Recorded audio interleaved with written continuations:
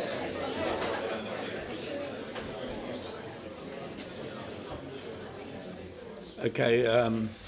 good morning, ladies and gentlemen. I'll try not to inflict my sore throat and cold on you, but hopefully infect you with enthusiasm, if you haven't already got it, for this cause. I think some of us have been talking about boarding schooling and vulnerable children for a very long time. Most of us, I suspect. I think our team here, we know 50 or 60% of the people here very well. But this is the biggest turnout of boarding schools and local authorities that I can remember. And so I think it does say something for what's happening. This is the time. There is more interest than there's ever been. There's more appetite than there's ever been. And I hope this conference, therefore, will set the scene on what we are all looking for, which is a step change in this activity. More time, more resource, more thinking, more possibility, more opportunity. So we'll begin. You might have read that there's something going on with Ofsted today, and so our Minister, Lord Agnew, is there rather than here. So we have a virtual Lord Agnew to welcome us to the conference now. Good morning, ladies and gentlemen. I'm sorry not to be able to be there with you this morning for the formal launch of the Partnership Bursaries, a project very close to my heart. It's only 16 months since we successfully launched boarding school partnerships with the objective of helping local authorities to facilitate boarding school placements for vulnerable young people in and on the edge of care. During that time, our website has been regularly used by more than half of the children and young people's departments in England and Wales, and we have operated 2 conferences of local authorities, boarding schools and specialist charities, and regional meetings in London and the West Midlands. In the summer, Boarding School Partnerships published the research conducted with Norfolk County Council, whose findings were a stunning endorsement for this work. The study showed just how effectively boarding schools can help some vulnerable children, looked after children and children in need, to change their lives.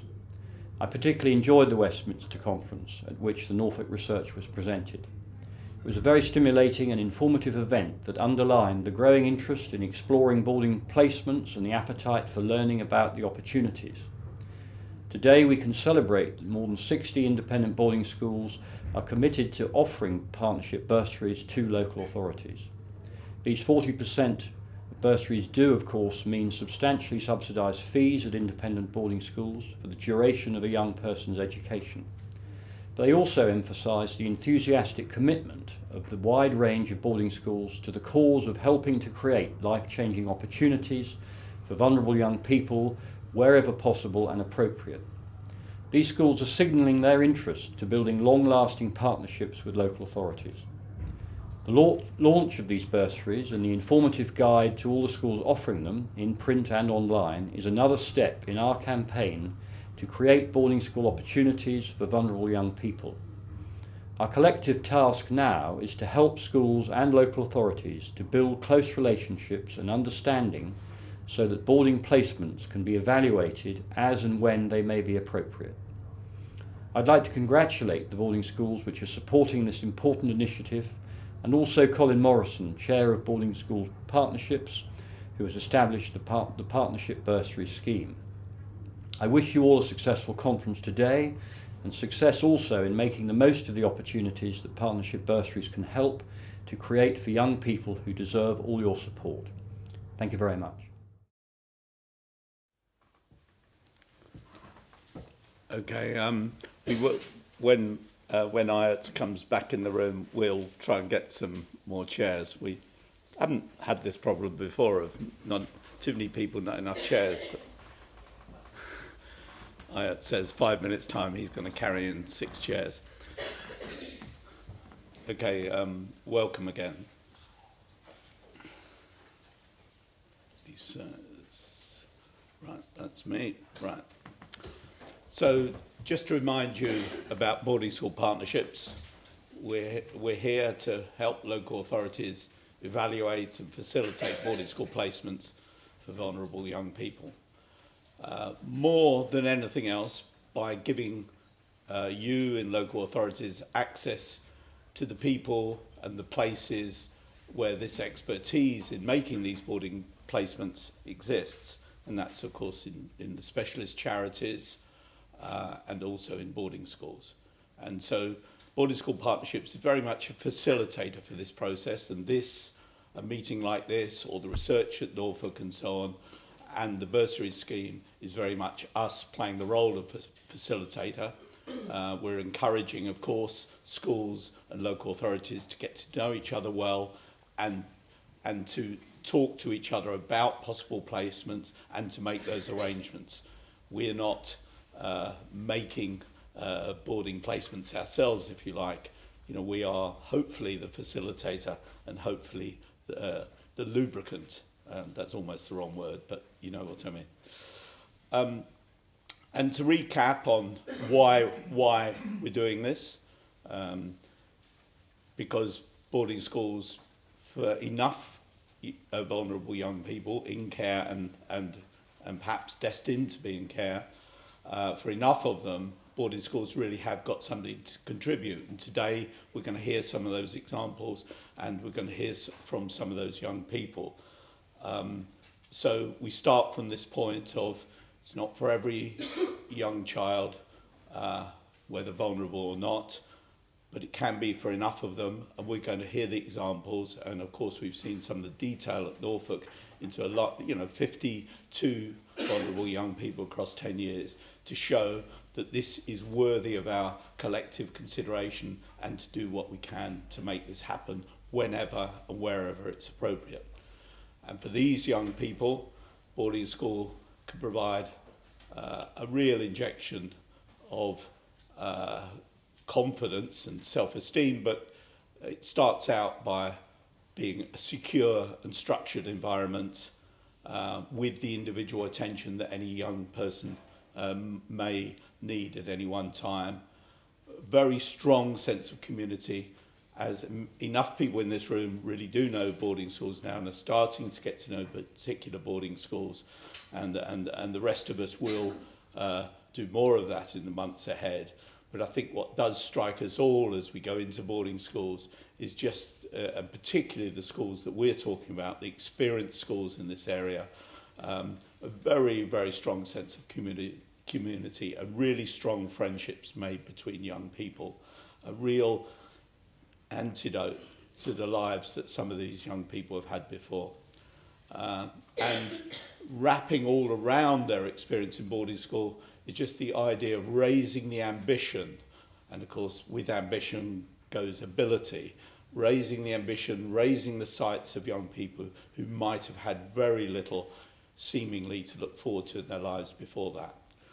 Deliberately last on the list, as far as I'm concerned, there are enough head teachers here to give me an argument about it. Last on the list is education.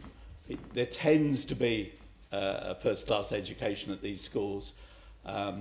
What we're preoccupied with first out is the social contribution that these children can, these schools can make to the lives of these children, and along the way, of course, they will end up being well educated at these places too. The ways and means of boarding school partnerships, we're as near a virtual organisation as you can define. Our way of doing this, of pursuing the mission of boarding school partnerships, is using, developing, acquiring information wherever we can, doing research. We started with Norfolk, we've got some other research underway. We'll keep doing that, because those examples, those case studies, a meat and drink for all of us in trying to get hold of what is possible here, for whom it's best suited, what works, what doesn't work, and who are the people who we should rely on and trust and develop our relationships with. That information work is a very big part of what Boarding School Partnerships does. Networking, which as far as I'm concerned is a euphemism for instance, 20 different local authorities over the last 3 months have presented me with questions. I can see a couple of smiles. Questions of, I've got this case, who can I talk to? And by the way, they live in the Outer Hebrides, and so we go on through those things. So a lot of ad hoc contact at different times, and we're happy to help, and I'm here to help however that comes at us. We accept the situation is that we're all new. Many of us are new to this subject, and we have to work out how to solve those problems as best we can in this era before the relationships become so strong and the codes of practice are so well entrenched that we really start to know exactly what we should do and how we should do it. And along the way, we will build best practice models about exactly how we should go about this and exactly what we should be thinking about and what we should be doing. And finally, on this slide, we're interested in advocacy of this subject, of course. We want all of us and all our colleagues, we have a better showing of local authorities, for instance, here, as I say, than we've ever had before at a conference like this. More than 50 local authorities, which is more than a third of local authority children's services in the UK. But there are others, and some people who would wish to be here, and some people who still don't reply to my emails or phone calls. Our job is to be an advocate for this cause and to really make people generally more aware of the possibilities. This is a voluntary cause in every conceivable way. We're all volunteers in this cause. But as time goes on, we are becoming more and more convinced just that more people can and should have this opportunity. And that's our job, to try and evaluate those opportunities and make them happen whenever and wherever appropriate. A short commercial for boarding school partnerships. We're 16, 18 months old now. The first year milestones, well, we've had a few conferences, as Lord Agnew referred to. We constructed a website. We have a few problems this morning, people telling me trouble with the website, so we'll sort that out, but we have good traffic levels there. We did the research into Norfolk, the first part of our research programme, and here we are today to launch Partnership Bursaries, which is a really significant opportunity for us to step up this activity. Partnership Bursaries, where we have 65 schools in the book in front of you. They're all offering or they're all committed to offering 40% bursaries. There are the usual provisos, you'd expect those. These are bursaries for specific children at specific schools at specific times. So it'll be subject to whether they have the places, whether the child is deemed to be right for that school or for boarding schools in general, and so on. But I think what you should take from this programme, and I'm not exaggerating to say, this 65 schools is 65 of only 68 that we asked to take part. The 3 haven't even turned us down. They've got their different processes and ways of deciding. But the fact is that these 65 schools accepted this invitation to do this with scarcely a murmur in about 14 days for the most part in the middle of the summer holidays. And I put it like that because I think it truly does demonstrate tremendous enthusiasm and support for what we're all trying to do. If I talk for a second to local authorities here, those of us who've had these conversations about schools for quite a long period of time, I think it is very important to take that point that schools are anxious and enthusiastic and overwhelmingly supportive of what we're trying to do here.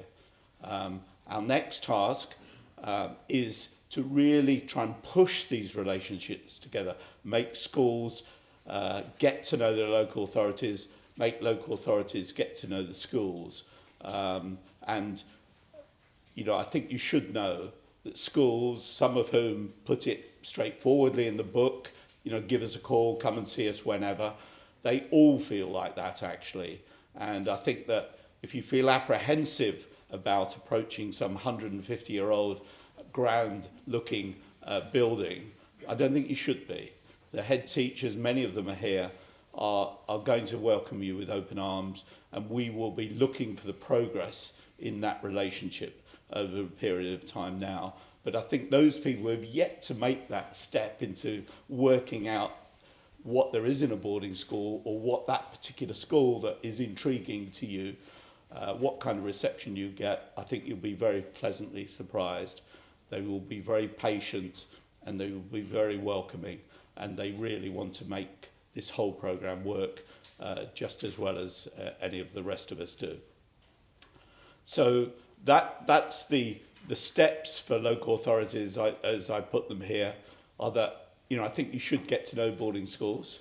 You should go through the book and other schools, because there are 30-odd state boarding schools as well. We're talking here about independent schools who are offering this 40% bursary, and also one state school that's also offering 40% bursary off of its, relatively low fees.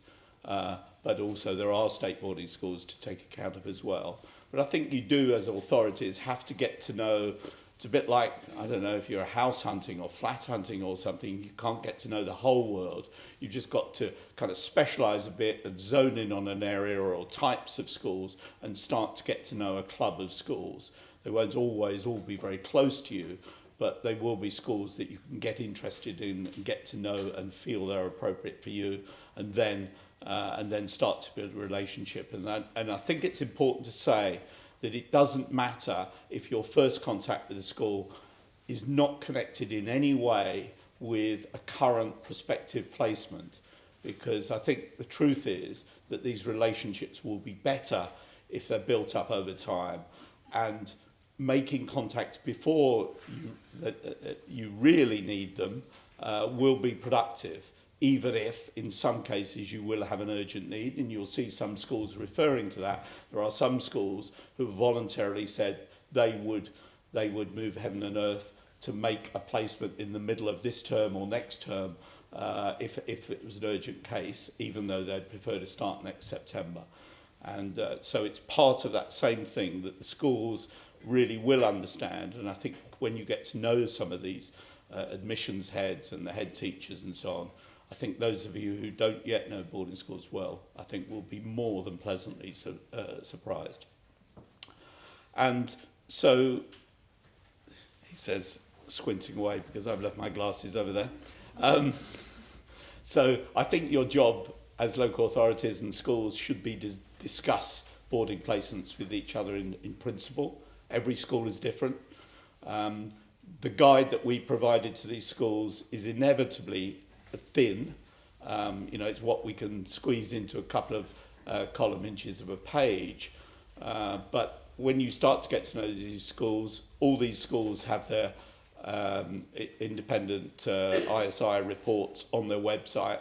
They're very instructive and they're very detailed, and you'll get to know a lot about them even before you turn up to visit them. And I think that the main thing, of course, is when you do think you might have a prospective placement, is to do something about it and talk to schools, whether it's today or it's next year. If it's next year, hopefully you would have had some contacts in the meantime.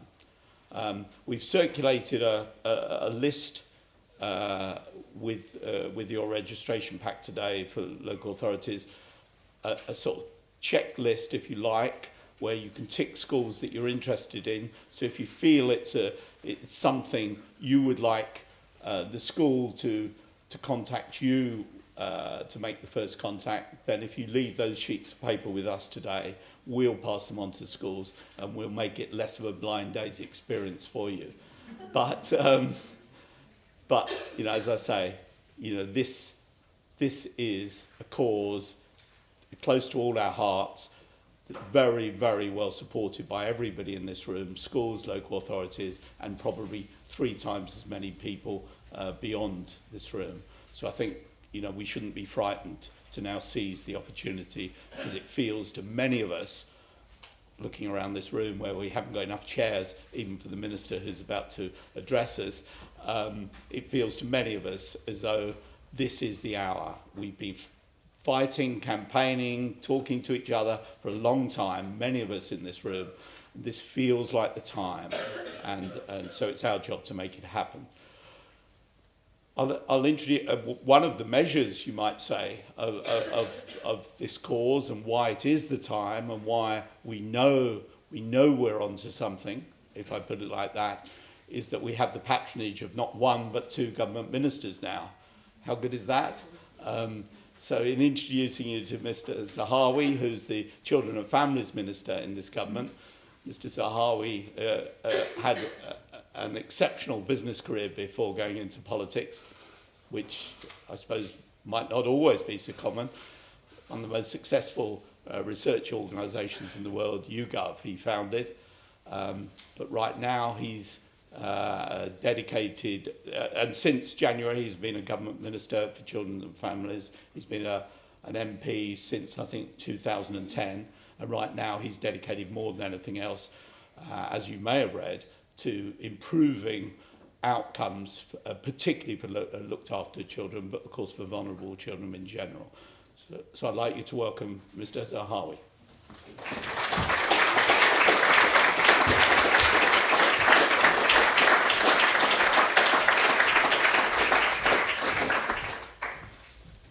Thank you very much, Colin, and it literally is standing room only today. Colin, thank you for that very kind introduction, and thank you everyone here who have so generously given up your time this morning to be here in Westminster. There's a lot of politics across the road, but I'm very happy to be here with you. It really is a privilege for me to be invited here to join you, and I know that Lord Agnew would have been equally delighted had he not been elsewhere in the country, but you had him beamed into the room. Many of us have long believed in the role that boarding schools can have in helping vulnerable young people turn their lives around after a turbulent start. For the past 40 years, specialist charities have been supporting hundreds of vulnerable young people at boarding schools throughout the country. The DfE launched boarding school partnerships only last summer in partnership with the specialist charities, and we have seen that our collective efforts are really beginning to gain traction. The Norfolk research was a landmark initiative in that it highlighted what can be achieved with perseverance and patience. And now we have over 60 independent schools up and down the country pledging bursaries taken, looked after children, and so encourage more local authorities to consider placing your children at boarding schools. I think this represents an important milestone in the boarding school partnerships work to date and how it has really helped bring the boarding sector and local authorities even closer. Perhaps that message is emphasised by the fact that most of these schools agreed to sign up to the partnership bursaries in a mere 14 days this summer as a result of a single phone call from Colin Morrison. The task now, of course, is to put these bursaries to work on behalf of our most vulnerable young people whenever and wherever it is appropriate. And I think today's launch is just the start of the campaign. Our emphasis must always be on these practical strategies that work.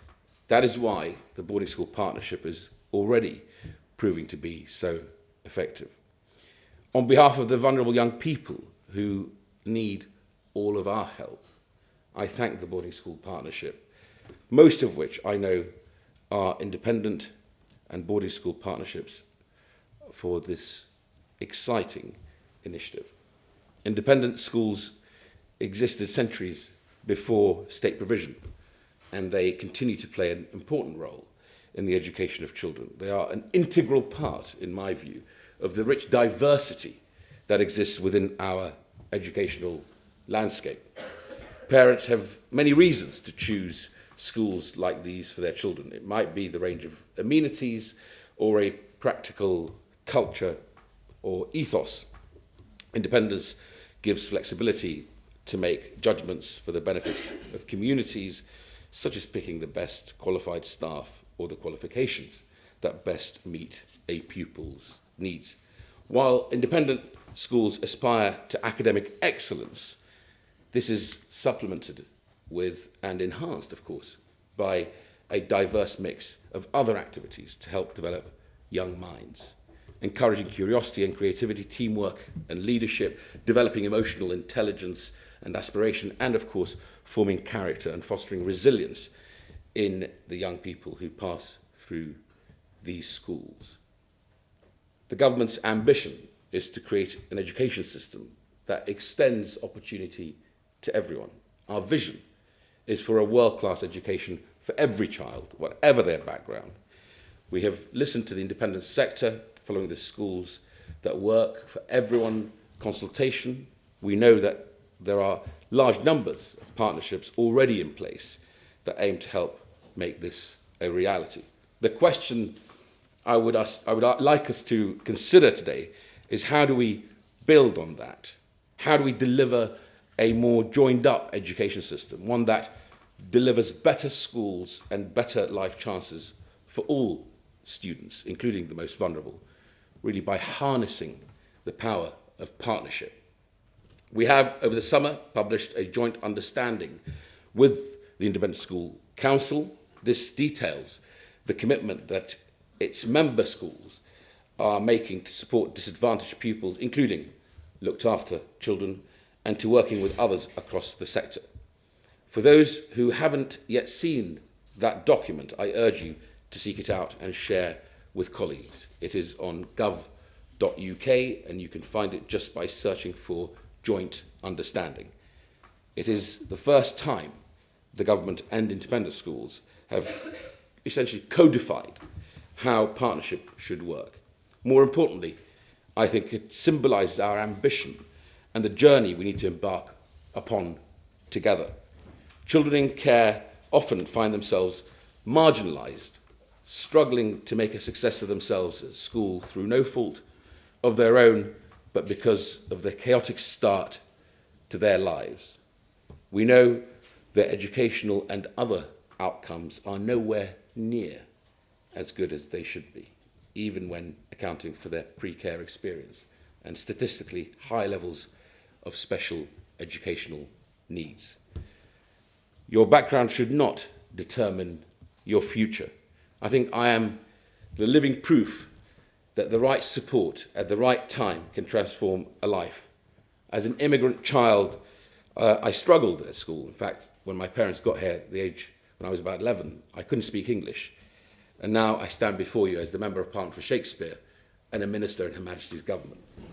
So I am determined that those children who, through no fault of their own, other than the accident of birth, should also have every chance to fulfil their potential. The government is committed to making sure that all vulnerable children receive the support they need to fulfil their potential. We want to make sure that every child, regardless of their circumstances, can take advantage of a choice of school and will be able to pick one that is right for them and which offers them the best means to reach their potential. Which is why today I'm delighted to announce that we will be setting up a national scheme to improve the support that children in care receive from independent schools. We will recruit up to 10 demonstrator hubs of schools and local authorities, backed by £500,000 of government funding. I have high aspirations for children in care, and I want every opportunity to be open to them. There are three key things that I want this new scheme to achieve. Firstly, giving more children the opportunity to benefit from the education the independent sector can offer. Whilst this will not be right for every child, I truly believe there are many more children for whom independent, whether day or boarding, could be the best place for them. Over the coming months, we will therefore develop a placement brokerage service for use by local authorities. I am keen for part of this to focus on those children who display particular gifts or life aspirations, for example, sports, music, and drama and dance. Secondly, giving more children in care the opportunity to benefit from the additional support, expertise, or facilities that independent schools can offer. For many children, a good or outstanding maintained school will be the right placement, but the independent school sector has so much to offer aside from placements. I want the demonstrator hubs that we set up to generate a broad, ambitious menu of support for children in care across their locality, working closely with virtual school heads to determine what is needed. This might include things like mentoring, support for applying to university. Only 6% of looked after children aged 19 to 21 get to university, and 50% of them actually drop out before completing their course. Access to sports facilities or subject-specific tutoring. And finally, I want the local partnerships to be truly based in the spirit of partnership and to build on what we know works. The invaluable support of virtual school heads, for example, the success of the boarding school partnership, the sharing of expertise, knowledge, and of course, skills. It is a personal challenge of mine to ensure that the independent sector can truly play its full part in building a socially mobile country. In this room, we have a range of schools, some registered charities and some not. We have local authorities and virtual school heads. The thing that ties us all together is a genuine belief by everyone here in serving their communities for the good of all. Our objective, quite simply, is to bring schools and local authorities together to create a more joined up, collaborative education system, a system that recognises that all schools have things to contribute, where the strong or the fortunate can lend a hand to those who have to make do with less. It must be possible to offer a fairer distribution of opportunities to those children who would otherwise go without. We need to dream much bigger for these children and raise our ambition and belief in what they can achieve, whether that means schools and school scholarships, mentoring, or help applying to university. Many independent schools are already putting this in action, so this new scheme, I think, will help even more provide that mobility and that stability. We really do appreciate the efforts made and the goodwill that is so evident. I am acutely aware that not all independent schools are large or well-resourced. What I'm asking from you isn't necessarily financial or resources intensive. It's about being smart with the resources we have and challenging ourselves to be effective and targeted. Over the coming months, I will be sharing more detail on how the Children in Care Partnership will work and how you can be involved. I look forward to a time when children can leave school knowing that they've had the best possible opportunity at their education, regardless of their background and circumstance. Simply because we in government, local government, schools, and the voluntary sector are all united. United to deliver the best for our children, whatever their backgrounds. I thank you for being here. My ask of you is wake up every morning and think what you can do for those children who are looked after or at the edge of care. Thank you very much indeed.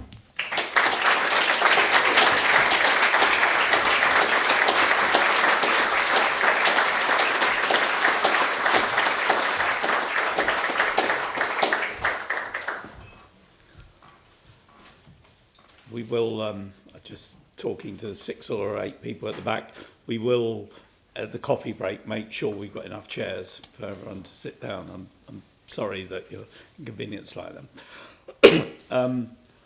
And now we'll come on to our next speaker, Andrew Carroll from Bede's School, and you'll hear several things in this presentation that I think you'll recognise as different and distinctive in all the work that we've talked about so far with boarding school partnerships. Not least that this is a school that takes this issue so seriously that it has a highly experienced teacher who's running this programme for the school and does it with all his time, literally with all his time. So I think that in itself, before we hear from Andrew, we should reflect as schools that is something that's distinctive and interesting, even before we hear the rest of this amazing story. Dr. Andrew Carroll.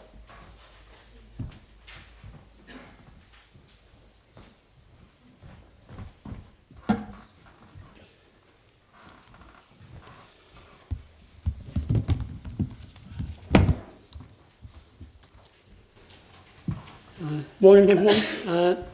Thank you, Colin, for inviting me here today to talk to you. We've had a programme working with our local authority since 2012.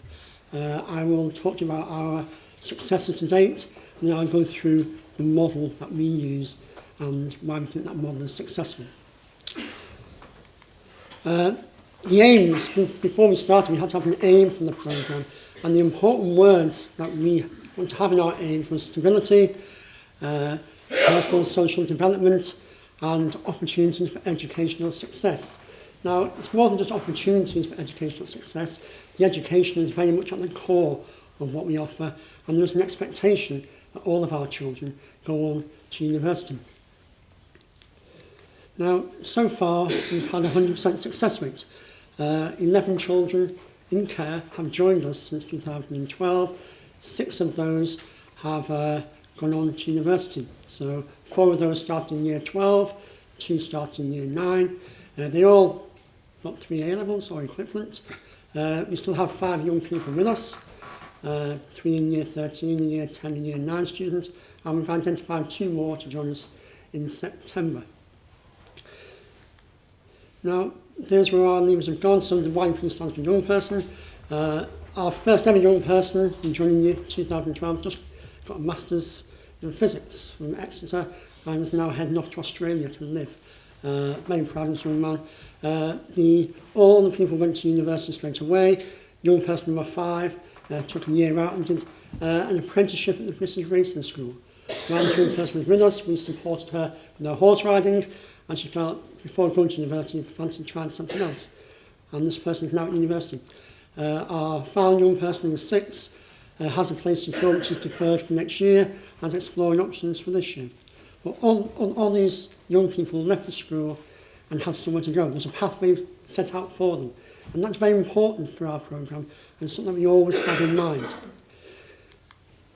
It's not just the education that was important to us, the personal and social development.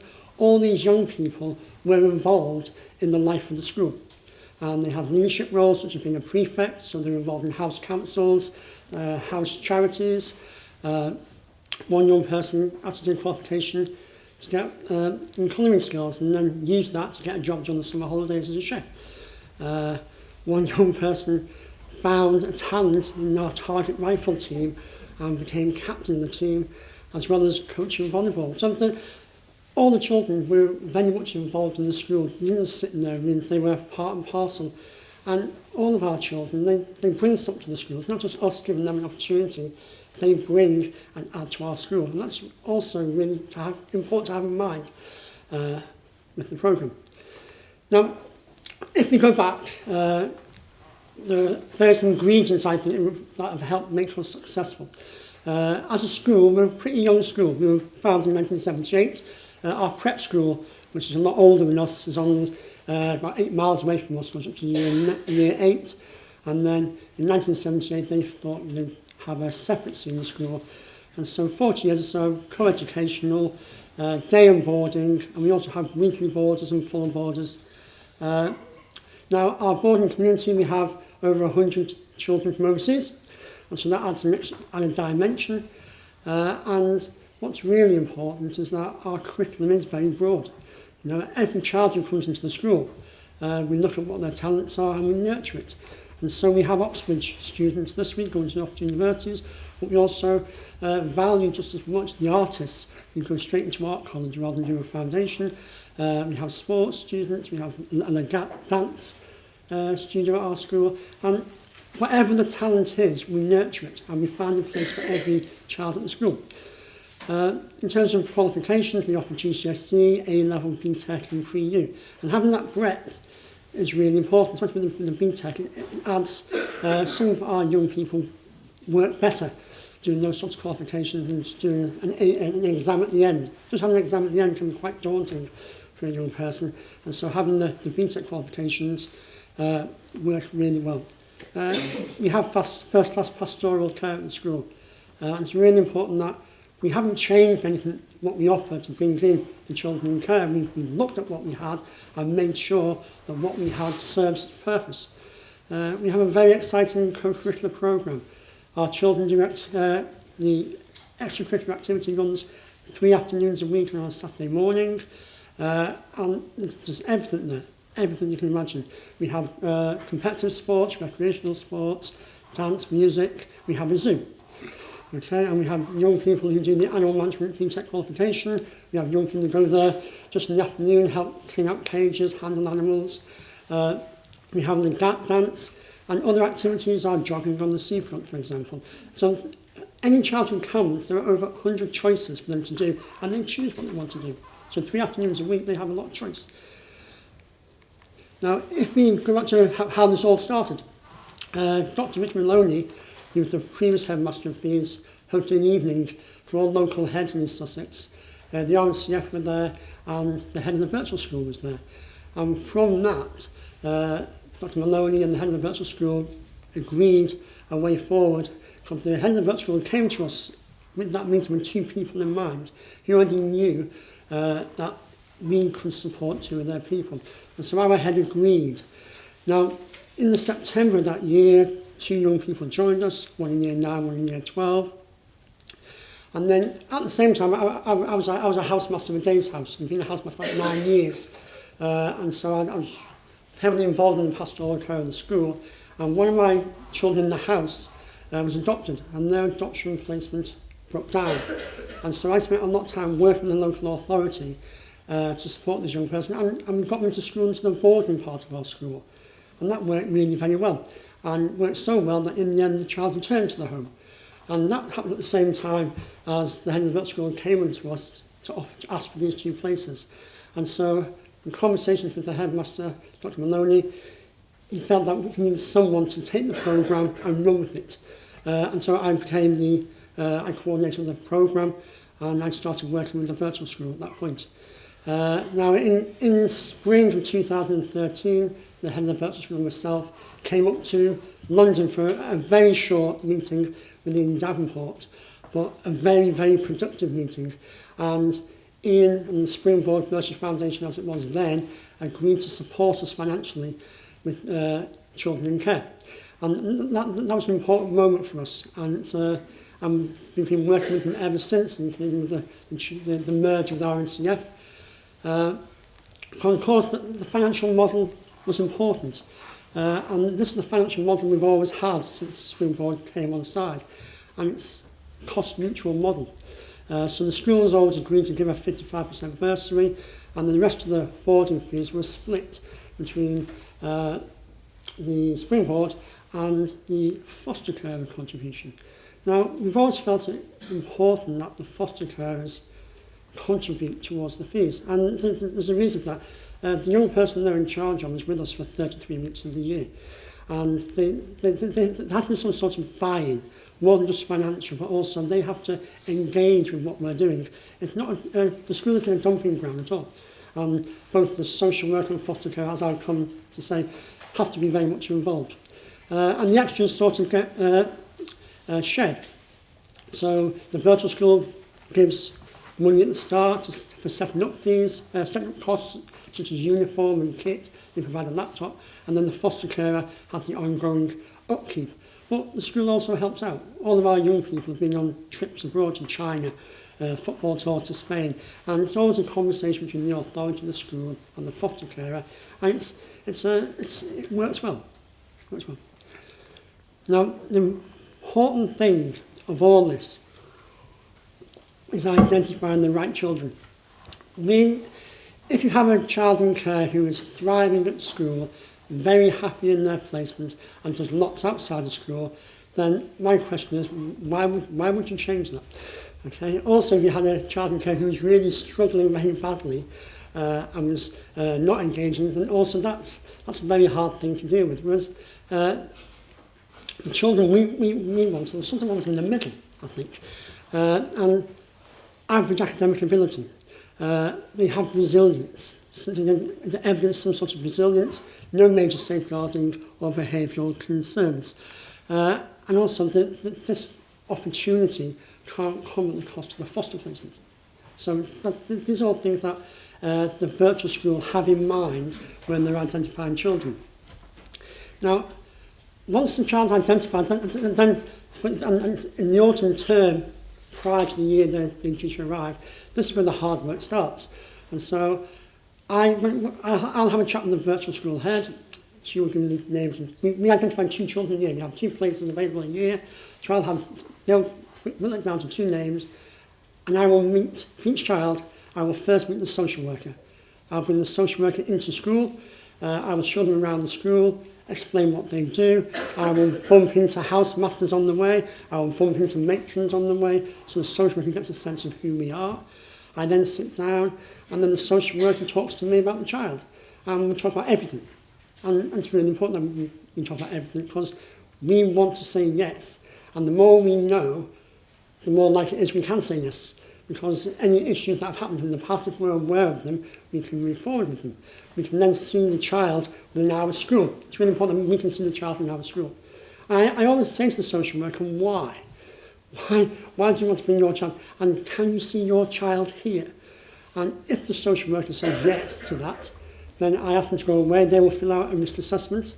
While that's happening, I will then bring the foster care in, and I will repeat the same process. I'll take the foster care around, and this one in some ways more important, because foster carers, very, very few of them have ever been into an independent school. So it's really important to bring them in, take them around the school, meet people on the way, chat, put them at ease, and really get their view on the whole programme and what they think of it. And so, and again, I say, why? Can you see your child here? Can you see your child thriving here? And then at the end of that, I will then speak to the virtual school caseworker and see where the child is at academically. And then the risk assessment will come back. I will go through it so that and think about our school and what we offer in our safeguarding policy, whether this can all work. And once the social worker, the foster care and the virtual school caseworker and myself all agree it's a good thing, and this on the balance problem, this is going to work, then I go and make a case to our deputy headmaster, who's our designated safeguarding lead, and I will put forward the case that we have a child here, given where the child's at now, we believe this child will come here and will thrive. Okay? And so once that's agreed, then we start to move forward. So all that's quite a lot of hard work, but it pays off. And our success rate so far suggests that it pays off. Now, the child isn't aware of that going on. Now, it may have been mentioned in PEP about boarding schools, because it's now well known. But the child will not be aware that there is a place at our school waiting for them. And so early in the spring term, I'll bring in the child with a foster carer or sometimes a social worker. I will show them around school, bump into people, show them the facilities, bump into a few students, make them feel really relaxed. And then at the end, I'll say, well, if you're interested, there is a place here for you. And that's a guarantee, that place is there. So once I invite the child in, we all know the place is there if the child wants it. And so I then send the child away to think about it, talk to the foster carer, talk to the social worker. If they want a taster day, we bring them in for a taster day. We don't do any overnight stays at all, just taster days. If they want to meet all the young people, we bring them in for meetings. And so hopefully over the spring term, they will then come to the decision we're never going to stay. I'm sorry, I fancy coming. One thing to do that, they have an interview with the headmaster ahead of the year. Very nice just to meet the headmaster, get a sense of where we're at. And that's basically the process. That's really important. We spent a lot of time thinking about what we're doing making sure that everything's covered. Now, since 2012, we've had 20 young people who've been identified. So when I say identified, that's the virtual school head has given me 20 names. And over that time, 14 were invited to the school, and all those 14 went through the application process and were offered places. As I said earlier, 11 came to the school. There were 3 who did not accept for various reasons. One reason was I think the foster carer was so excited about the opportunity. I was probably far too excited, more excited than the child, and I think that sort of put off the child. So we learned from that, and when we go through the process, we do talk a lot about the foster carer being involved throughout the whole placement. Another child had just gone into supported lodgings prior to going to year 12, and he was very, very self-aware and thought that supported lodgings and a move to school would have been too much for him. So he came to his own conclusion. Another child, we weren't sure with the other child, but it was the foster carers were not really on board. And that's something that we need to reflect upon starting earlier, whether we can get a sense about the foster carers being on board. Now, 6 other children, so 6 names that I had, it came clear in the meetings with the social worker or meetings with the foster carer or going through the risk assessment that it wasn't really, on the probability, this wasn't going to work. There were too many things had to go right for it to work. And if you have lots of things that, if all these things go right, this is going to work really well, that's just too much chance, really. And even the children who are resilient and it does look right, still have their problems. And so we are very careful. And looking back, I'm very happy with who we brought into school. I have no regrets, and also no regrets with who we turned down. I thought it was the right thing. Now, bringing a child into a school is, when we first started this programme and I started talking to social workers, I had no idea about the team around the child in local authority. And I soon found out that every child in care, there was a foster carer, foster family, social worker, versus schools caseworker. They had a LAC nurse who came to meetings, LAC hams. They had the youth employment service worker came, and then there's an IRO, and then there was the birth parents as well. And I was very keen that for the child to survive, that had all those people. So on the right-hand side, all this existed already in our school. All these people are in our school anyway. I was just very clear that we had to identify everyone's roles. And so for the foster care, we had the house parent with the resident house tutor and the matron. The virtual school caseworker was matched to the academic tutor that every child has. And we have a director of learning enhancement for any educational needs. We have a school counsellor at our school, we have a school nurse, we have a director of higher education, and we have a careers advisor. Now, all those people know our children in care at the school. I make sure that when the child comes in, that they know all these people. Okay, it's really important they have that. In my role as coordinator of the programme, I sort of identify myself with the social worker, but really I oversee the whole thing. So I'm very clear that foster carers and house parents have a singular relationship. And so the house parents at school doesn't have lots of people they have to reply to. It's only with the foster carer. And that really helps bring the foster carer in. So I talk to everyone, and there's lots of conversations going on all the time. Now, the independent reviewing officer, we match with our principal deputy head, who's our designated safeguarding lead, and he holds me accountable, which is what it should be. Every week we have a welfare committee that I'm a part of now.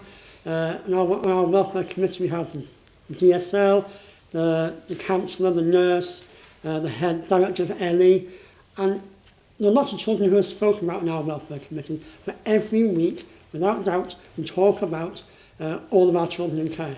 Even if it's only to say, fine, okay, so every week they are spoken about, and that's really important. It's also about not just having people there, but it's also an environment. And when we take a child into school, we had 1 for year 7, we've had 4 at year 9, and 6 at year 12. But once we bring a child in, we commit. And it's really important. In every pet meeting I've been to, every meeting with a social worker or a foster care and the child present, I will always talk about when they're in year 7, I would talk about them coming up to the senior school, doing GCSEs and staying for sixth form. And I will always say that, and you see the children in the first few years, they don't believe me. They really don't believe that I'm mapping out this thing for them. And you can see it in their eyes, yeah. But as the years go by, the longer they're with us, they start to believe. They see that, yeah, my place is here. I am going to be here from year 7 to year 13. And that commitment is something that's supported by all of our staff and our leadership team. And everyone believes if we bring a child here, it has to work. We can't bring a child out of care, and a child in care into our school and let it fail. That'd be really bad for us. Terrible for the child. You know? So that's really the thing that we're very clear on. Okay, it has to work for the child. So language, aspiration, expectation, mental health. We talk a lot about mental health in children. A lot of our children have had LACAMS intervention before, but everyone who comes in, they have to meet our school counsellor at least once. Okay, so the first few weeks of the term, I book an appointment. I say to them, just go and talk to the counsellor about boarding. And then a lot of the children stay on and continue seeing the counsellor for short blocks or for long blocks while they're at school, and that works really, really well. And understanding of attachment issues. This is amongst our staff. When I first started, I had no idea about attachment issues. Although I've never given direct training to all our staff about attachment issues. That's something we haven't done. And that's sort of deliberate because we don't want to frighten our staff at all. We just say, all our staff know is we have this young person is in care. And that's all they know. They know nothing else about the child. And when I talk about attachment issues, I just talk to our staff about, talk to these children. If they behave badly, and I say badly, if they show certain behaviours, don't tell them off for it. Talk to them. Find out what's wrong with them. If they haven't done your essay for a week, why not? Talk to them. Just sit alongside them. Help them start the essay. If they haven't come to an appointment, and think about why that could be. And all of our children, I know all the backgrounds, and so it's really important that I'm having conversations all the time with the staff and with the house parents, that when things are getting tough, I will remind the staff or the house parents, I'll say maybe their behaviour is because this happened to them as a child and they're still working through it. And the basic idea that I give to our staff is a lot of these young people have missed out on their normal development. Okay, and it's our job over a period of time. This isn't a magic wand, this isn't a quick fix. I'm not going to change lots of things, but over a period of time, giving them a secure, stable environment will fill in some of those gaps and help them go to the next stage in life. Okay, nothing's going to be perfect at the end. We're just part of their life, and we're going to support them as much as we can in that time. Now, none of what we do could have happened without East Sussex Virtual School. They drove it in the first place, and they've really championed this programme. And so much so that the head of the virtual school came, for the first 4 years of the programme, the head of the virtual school came to every single PET meeting.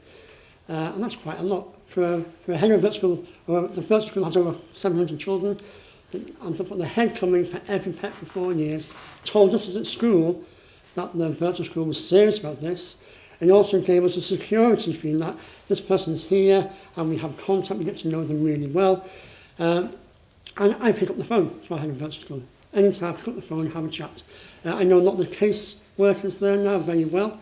And also right at the bottom of the end, the head of the school was quite clever because they got me onto the governing body of the virtual school. I've been on the governing body for the last 5 years, and that means that I see the other side of what happens in the local authority and get a bigger picture of what's like for children in care. Now, I know that East Sussex, I think, does something different, is that our virtual school lies in the social care. It doesn't lie in education. And that, to us, has been very significant because all our caseworkers and the head of the virtual school talk with social workers on a daily basis. They're working together all the time. The governor of our virtual school is the head of LAC services. And so the social care and education are very much together on this. And of our 11 children, 9 came from East Sussex. In the early days of the programme, we had 2 from Brighton Hove, where it's separate, the social care and the social care is there, the virtual schools in education. And that's that was quite hard in terms of trying to get the same people talking, well, the right people talking together. And so it's to us it's been very, very easy with the virtual school and social care. Now, there have been challenges. I'm not going to kid anyone that even when we think we have resilient children who are in a good place at the time and bring them in, that there are challenges all the time. And anyone who works with children in care, you will know what I'm talking about. I mean, all it takes is if you have a contact with their family or a change in the placement, or the children are moving, triggers, all those sorts of things that they happen at the school. Okay, now in school, the things that are notable for us is that the expectations the children have themselves. Now, when we have expectations of the child, we bring them in, we provide them, we see something in them, and we think, if we can bring you here and you're happy and secure, you will thrive in this environment. If you get involved, you will thrive. Just get involved. And that for us is enough over a period of time for them to be successful. Sometimes they're going to come in and they say, I've got to get all the top grades. And it's just not the case. I've got to earn this place. And I'm saying, no, you don't. This place is for you. No one else is having this place. So enjoy, settle, and be yourself. And sometimes it takes a while for them to get that, but when they do, they fly. There's a cultural difference. You have some young people who are in a foster placement with other foster children, and come from schools where maybe the expectation of them in the school is not very high. We have high expectations of all of our young people who come in. Also, boarding is hard. And at the start of the programme, we talked about full boarding. But actually, we've changed that now to weekly boarding. So we make sure the children go home at the weekends. And we see that's been really important that they get out of the... Our boarding schools are a bubble. So it's a great bubble, but it's good for them to get out, relax a little bit, because at school they're always on show, and they have to share a room. And so it's unusual for children care to don't share rooms normally, and so we send them home, and it's hard. It is hard work. Now, outside the school, there are things that we have no control over, and we have to respond to. And that's where my communication with the social worker and foster carer is really important. And just lots of conversations telling me what's happening, when contact is, whether there's been a change in the placement with other children. Those sorts of things are really important for me to know. As I say, we send children home weekends to stay connected. We want the foster carer to still see the child and form relationships with the child. That's really important. There have been a couple of children where their foster placement has broken down. And that's been quite traumatic. And we've worked with one child who went and lived with a family member. Now, had the child not been on boarding, that would never have happened. But because she was on boarding during the week, at weekends went with stayed with a family member, and that worked for 4 years, and still doing really well. Contact with their family is difficult. We have had some members of their family come into school, and we support that if the social worker thinks it's the right thing to happen. Some children we really think need therapeutic intervention, and if they don't, some children just don't want to engage with it, and we sort of have to bite our lip and say, okay, there's no point in forcing the child into counselling, but that's sometimes where we see ourselves at some point they're going to need support. And identity.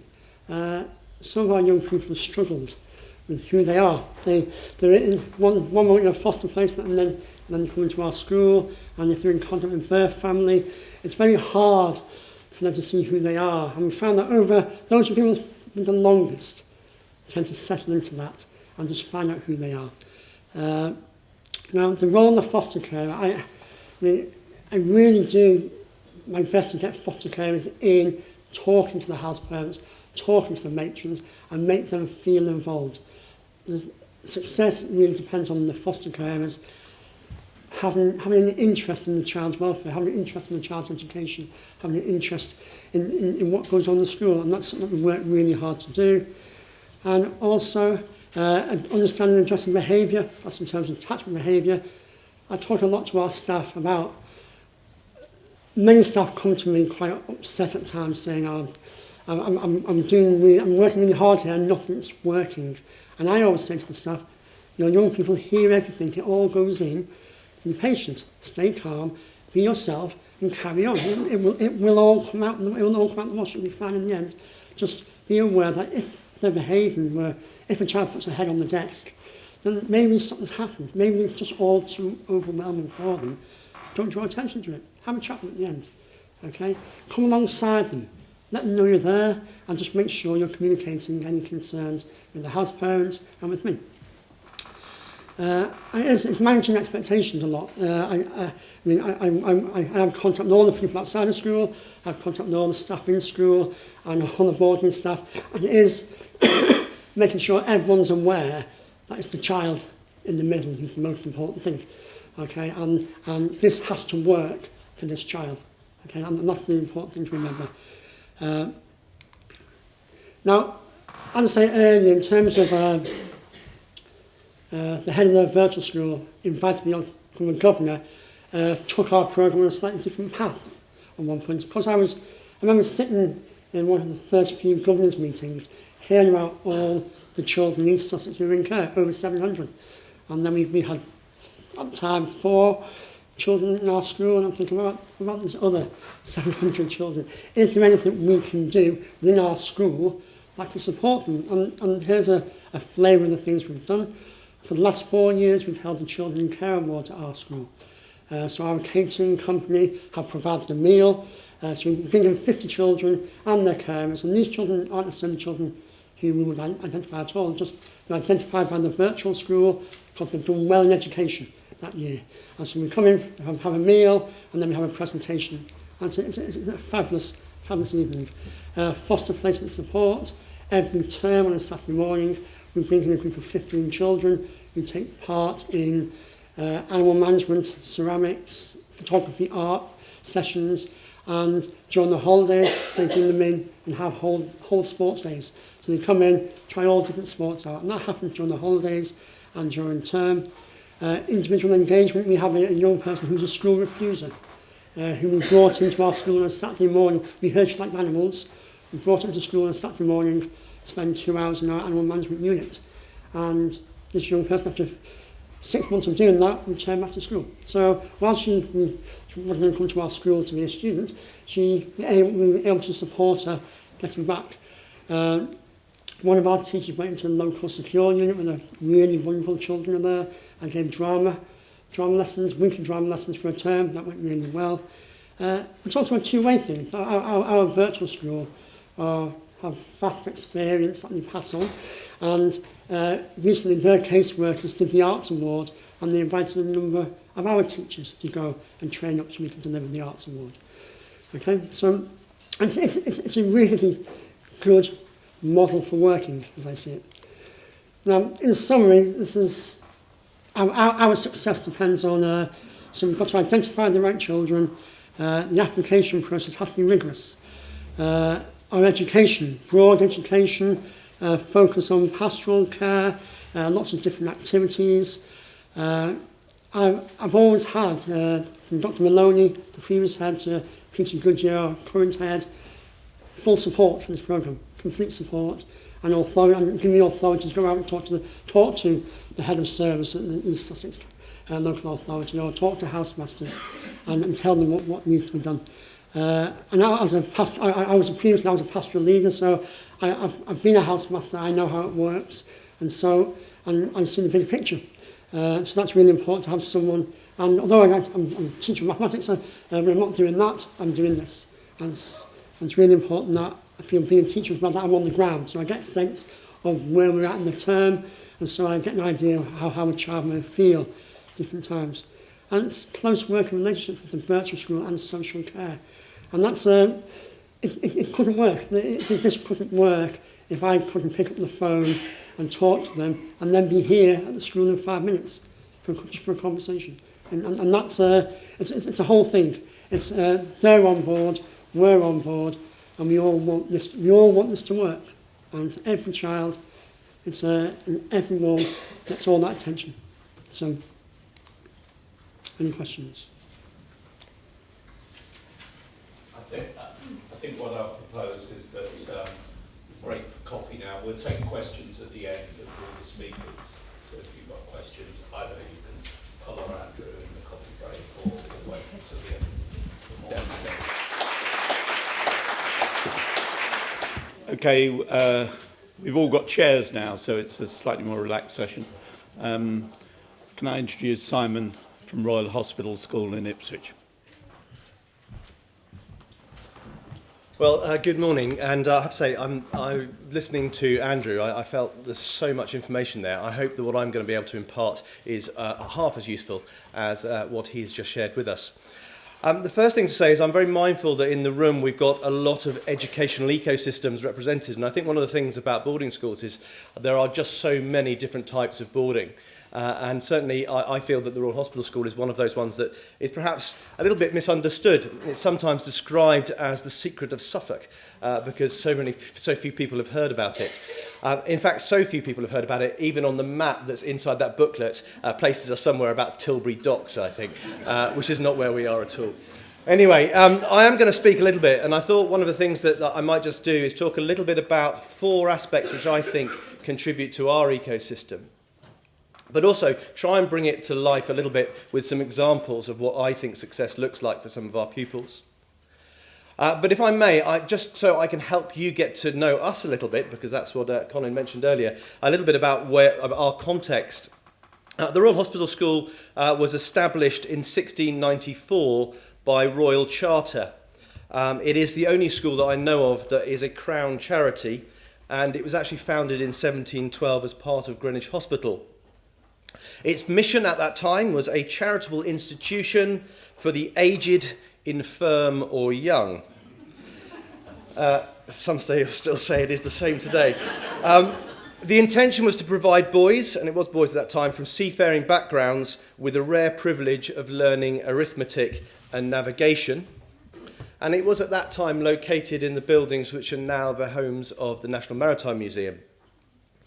Tomorrow, the 5th of December, is a really significant day for us because it's the day that our benefactor, Gifford Sherman Reed, passed away. He was in Auckland, and he gave his estate in Suffolk, and that's where we moved to in 1933. From 1712 through to the 1960s, it largely maintained a similar tradition, preparing young men for life at sea. And until 1990, it was a school solely for the children of seafarers. Through an Act of Parliament in 1990, we opened our doors to a broader range of individuals. And the context, however, is significant because it's that long history of looking after children, many from complex backgrounds, that still governs the way that we operate today. Today, we are more akin to a modern boarding school, but a number of the inherent structures and traditions remain firmly embedded within our DNA. Our mission is this. It's to understand each young person's strengths, to help them to make the right choices at the right time, navigating through their critical, formative years and ensuring their education becomes the foundation for happiness and success. We feel we are truly distinctive as a result of this history, and in terms of our support and experience, and also the exceptional diversity of our pupils. I would like to spend a few moments just to expand on why the organisation is so successful in supporting young people from a broad range of backgrounds, and why the governors, as well as the board of the Greenwich Hospital, remain determined to uphold the values on which the school has grown. The first thing I would like to acknowledge is this: we're not always successful. However, we do spend a lot of time in advance of the people joining us, starting at RHS, trying to establish whether their aspirations and values and the character of the individual sufficiently align with those of the school, and therefore enable a high chance of success. Essentially establishing whether we are an appropriate educational ecosystem for our pupils. There are 4 aspects. I don't know if this is my mobile phone, let me just move it away.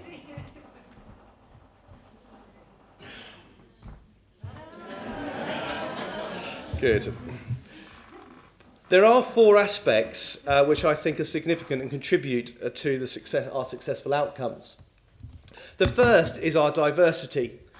We are a proudly comprehensive school, proudly comprehensive in our intake, and by having a diverse pupil body, it reflects the values on which we're founded and also helps, we feel, prepare pupils for the world that they will occupy. Secondly, support. Like many boarding schools, the pastoral care is central to what we do. We recognise that the combination of adolescence, anxiety for the future, personal aspiration, and the usual pressures of friendships, work and self-awareness are challenging. When we throw in social media, body image and sometimes domestic circumstances, it is understandable sometimes that young people can on occasion feel life is quite challenging. As a community, we are really engaged with the wider national mental health agenda.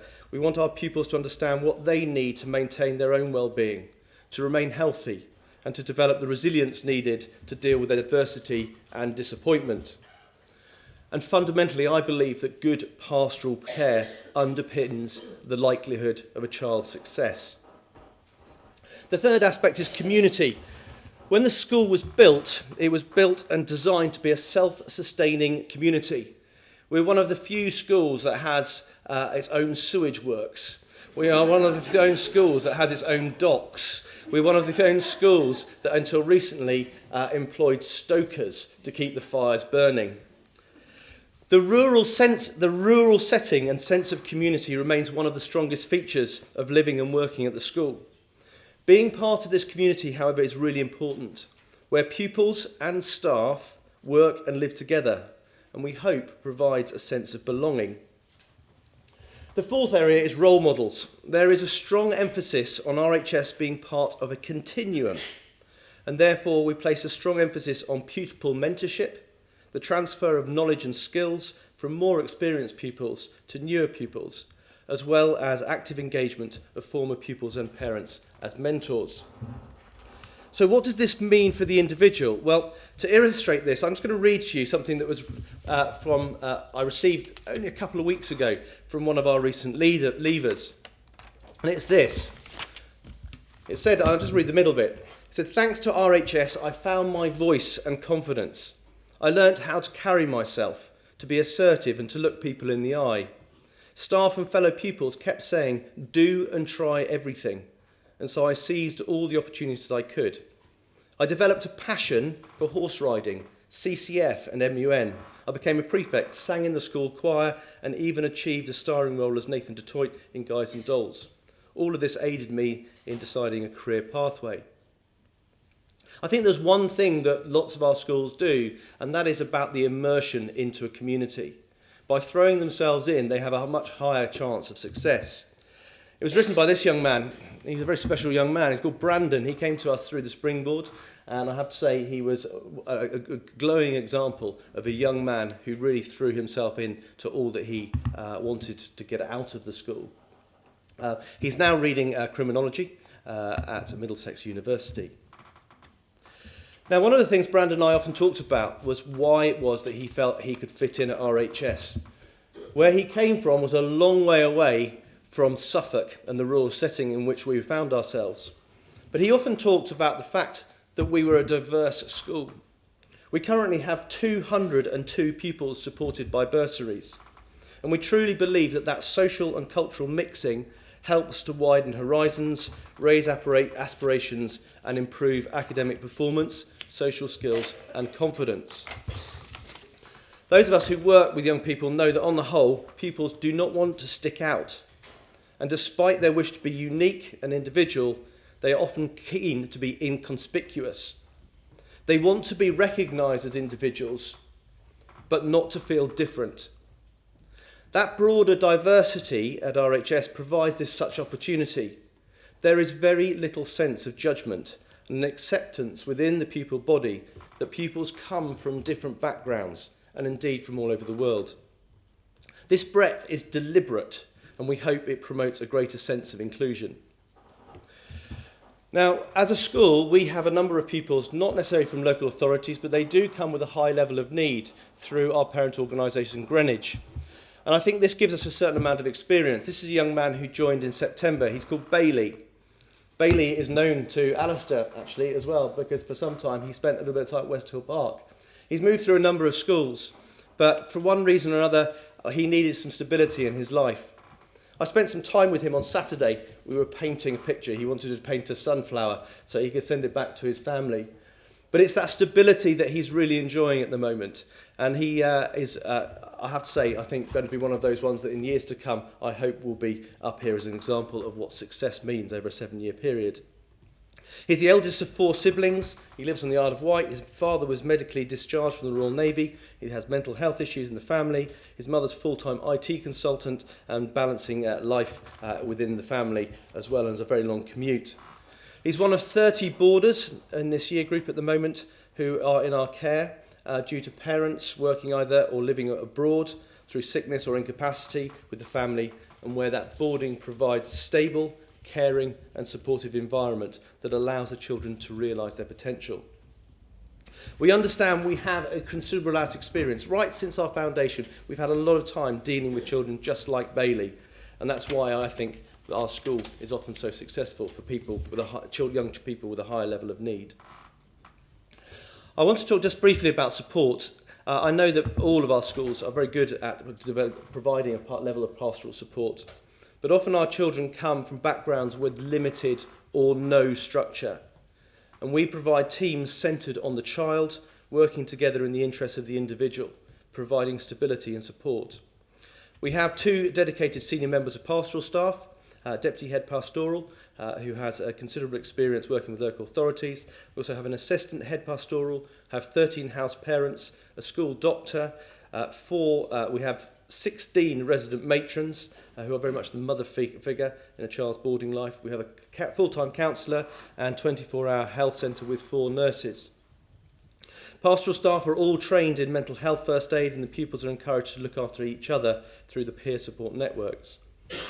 It should be noted, however, that many of our pastoral staff come and remain at RHS because they're motivated by the challenge and reward of working with children from a range of backgrounds. Year 7 pupils, such as Bailey, start in a junior house, which is designed specifically at nurturing them and getting them used to the systems and the structures and the rhythms of the school. It's very much a home from home. They move into senior houses, and then finally, in their final year, it culminates in what we call Nelson House, that nautical theme coming through. And it's more like a halls of residence, and it's preparing them with the skills to move on to life beyond. We ensure that we understand every child's background and needs in advance, and we do that in consultation with Greenwich Hospital and the people that work for them. This starts during the admissions process with case meetings, orientation visits, and then as part of our induction and transition. And I won't go into that because I think it's been covered very well by Andrew. We also work with the LEA and also with other charities to establish some level of understanding. Another good example of working with virtual schools is this young man. He's called Ray. Ray is currently in year 10. I've got to know Ray very, very well indeed over the last couple of years. And he joined RHS in year 7 through the Suffolk Virtual School and through Springboard, and he's supported by his carers. He previously missed a lot of school and was not in a position socially or emotionally to learn when he first entered foster care. As a looked after child, Ray has a social worker who works closely with the school and with Ray and the family and our pastoral lead. His progress is regularly discussed, as we've heard, through personal education plans. There have inevitably been some ups and some downs to start with, but I'm pleased to say that Ray is really turning things around as he matures and feels safe in the environment that we're providing. I think one of the things that really strikes me for Ray is the structure of the boarding house and the importance that we're putting on developing self-reliance and the support he gets, particularly from the matrons. I think the other thing, which has been touched on, is that for him, many outlets, the physical activity are helpful. He's got into kickboxing. He uses a fitness suite, he enjoys games, especially football, basketball, and now he's starting on his silver Duke of Edinburgh as well, which is really fantastic for him. I touched on the community, and one of the things that is something unique, I think, to us is that we do a lot of things together. We have 450 pupils who are boarding, 300 day, and 100 staff and their families who live on site. We enjoy collective challenge and celebration, and there is a unique sense of pride and inclusivity. These are seen in things such as our ceremonial parades, which take place 8 times a year. I often talk to children and say, what one thing would I not change, or should I not change as a head?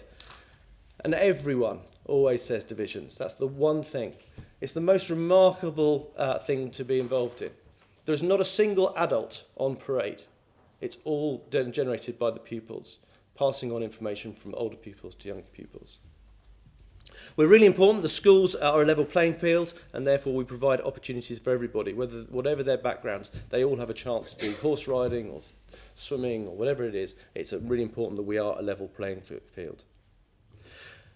Damien Hines alluded to the importance of commitment and challenge to educating the individual, suggesting that the ethos of a school and its extracurricular activities help pupils build both character and workplace skills. This is certainly my feeling, where independent schools undoubtedly have a significant role to play. If a school is going to succeed and provide the best chance for pupils to get to where they want to be at the age of 25, it needs to ensure that today's generation of pupils are equipped with all the necessary soft skills to succeed in today's competitive workplace. And I just want to mention just a couple of pupils that have moved on beyond. I talked about the role of role models. Chloe was an interesting young lady who I think didn't find school particularly easy. But this is what she wrote not too long ago. She provided a wonderful education. This was from her mum. I'm so proud of what she's achieved. Head of house, head of school, and a place to read law at Liverpool University. Now, it's people like Chloe that provide great examples. They're people who are coming back to our school the whole time, talking to our children because they have a shared sense of belonging, a shared sense of where they've come from and the journeys that they undertake. Being part of a society and community in which our pupils live is something we put a considerable emphasis on. And we see RHS very much as a springboard, but we hope, in fact we expect, that they stay in touch and where they can to feed back, creating this cycle. Our former pupils recognise the transformational experience they had at RHS. Shared backgrounds and experiences create this sense of wanting to give something back. We have many wanting to return to provide mentoring to current pupils and to help with the career networking and introductions to facilitate placements and opportunities. And I think, but just before I close, there's this gentleman here. Alan is with me this evening. In fact, he's coming to stay at the school and stay with me tonight. Alan was at RHS from 1978 to 1986. He attended the school on a full bursary. He's gone on to study genetics, and he directs the US and UK IVF laboratories. He is passionate about life-changing opportunities. He talks all the time to pupils about the benefits that he's received at the school and about making sure that people seize the opportunity with both hands. And it's that kind of advocacy that is so helpful for when we're getting people coming to school for the first time. So in conclusion, how do we determine success for a boarding placement in a school like RHS? Well, I think this summed up quite nicely. This is what Brandon said earlier. He said, at RHS I knew instinctively that it didn't matter where you were from, we were all a unit. And I think that is probably as good a way of summing up how boarding can benefit young people as anything else. Thank you.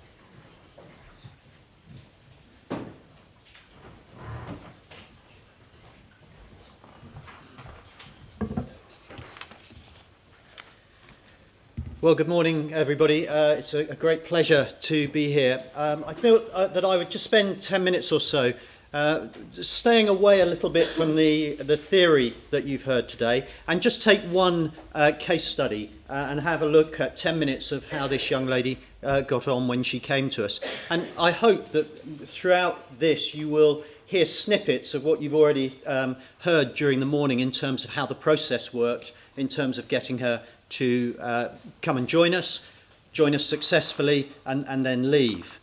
So our school, West Hill Park, we're a prep school. And so we take children through to the age of 13. We prepare them to go on to other senior schools around the country. And so our experience is with a much younger child, which may sound a little bit less than obvious because so far you've heard the experiences of older children. But we deal with younger children, and we were introduced... sorry, I'll show you where we are. Apologies for this next bit. I really hope that you all know that. This was a slide that I use in China, and I just had to... I had to copy it across. But just to let you know where we are, we're right down on the south coast, down between Portsmouth and Southampton. And the young lady that we are going to talk about came from a London borough. She had spent her whole life in the London borough. She had only been out of the borough once. So actually, being able to point this out to her and her family was quite important. So for social services departments who are working based in London, actually we're very accessible. And I think sometimes when we were speaking initially to this social services department, they were saying, we never looked this far out. We've never looked this far from London. It's a long way. But actually, having visited us and done the journey a few times, they realised that we are extremely accessible down in this part of the world. That's the view from my study. I'm a very lucky person. If you've got to go to work, it's not too bad. And there are 30 acres surrounding the school, an old mansion house that look like that. So let me introduce you to Emily. I've changed her name. This is Emily. Before Emily joined us, we went through all of the processes that you've already heard about. Meetings with social workers, meeting with her mother. A huge amount of detail was shared with us that enabled us to make a decision to take her, but actually not take her twin brother. Now that's a really difficult, for me as a head, I found that a very difficult decision. But when they came on their trial day, their taster week rather, Emily here coped really well. Her little brother, well, same age brother, just didn't. If anything went wrong, he resorted to his fists or his feet, and that was his way of sorting a problem. It was not something that we had the experience, the expertise, or the staff to deal with. And so initially my answer was no, because I was sort of stuck in this view of wanting to keep twins together. I thought that was a sound thing to do. In conversations with the social workers, and that's where it's so important to get their input, it was obvious that actually what they were trying to do was to at least help one of these children if they couldn't help both. And her brother had got to a point where he needed something a bit different. So let's have a look. She was aged 11. You can see there her background was difficult. She had been in care, not in care, she had been on a child protection caseload since about a month and a half before she was born. So she'd had a tough old life. Her brother was a really difficult lad, into drugs and dealing and gangs, extremely violent towards his family. They lived in a 3-bedroom terrace house. The social worker that we dealt with, a superb chap, had worked with them for 5 years. He'd never seen the curtains open. They didn't have a dining table. Emily had not eaten a meal at a table before she joined us. So that was Emily at Thursday lunchtime. The new boarders joined us at Thursday lunchtime. She was smiley, she was happy. Things looked to have got off to a good start. That's her on Thursday evening, having been asked to change her shoes back into her school shoes. We didn't really take a photograph of her, we recreated this. Okay. That wouldn't show great care, would it? Now, we go back, though, to the link with the social worker. We phoned up the social worker and said, you know, Emily, she sat down, she won't talk to us. This was an hour and a half or more, and please don't think that this is a little corner of the school. This is, in fact, in the front hall of the school. She didn't mind where she was. It wasn't an issue to her. She'd shut down, and that was her method of coping with being told to change her shoes. We phoned up the social worker. We said, look, this is where Emily is right at this moment. And he said, that's absolutely fine, Alistair. Leave her. Make sure she's safe. In an hour and a half to 2 hours, she'll come round. Sure enough, we spoke to her. We tried everything under the sun. Nothing would move her until she got to the point in her head where she got up and she said, I'm fine now. What shoes do I need to wear? And that was her way of dealing with it. And by having those very close links, we were able to deal with it, not panic, not go down an inappropriate route, because actually we were being reassured that this is what she did. This was her protection. It's been named Emily's plant. The following Saturday, so she did Friday in school, our year 7s then go off on a week of getting to know each other, and that's her on her first Saturday. The next few slides are the first 2 weeks at school. So part of that outdoor pursuits trip was a climbing expedition. She was immediately up and at height, no fear whatsoever. So far distant from her normal life, but she didn't worry about it at all. She threw herself into everything. Within 2 weeks, she'd managed to get herself into a school team, and she was a fundamental part of the choir that went off and sung in all sorts of festivals around the country. So she really threw herself in, and she was really very happy indeed. We had the opportunity to go and sail a tall ship. We made sure she was included on that, and they're out in the bowsprit there. You couldn't get her wet enough, frankly. So, she really did dive in and was suddenly given opportunities that just weren't available to her before. The boarders at the weekend just go off and do lots of fun activities, and that's the end of week 2.